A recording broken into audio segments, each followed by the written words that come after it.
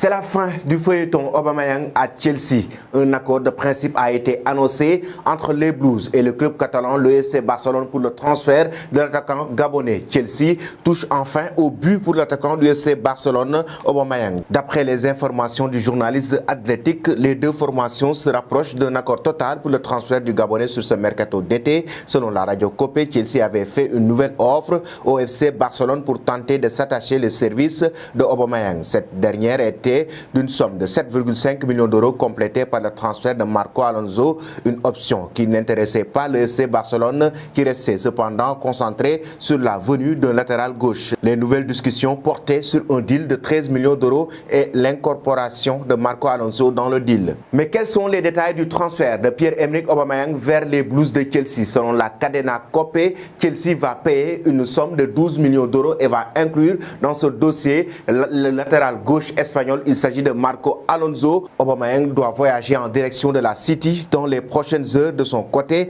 l'ancien Stéphanois s'est déjà entendu avec le club londonien concernant un futur contrat de 2 ans avec une année supplémentaire en option selon le nombre de ses apparitions. Une affaire en très bonne voie. Le transfert du Gabonais aura donc bel et bien lieu malgré les dernières actualités peu réjouissantes. Pour rappel, Aubameyang a été victime il y a quelques jours d'un violent cambriolage à son domicile. Bilan: mâchoire fracturée.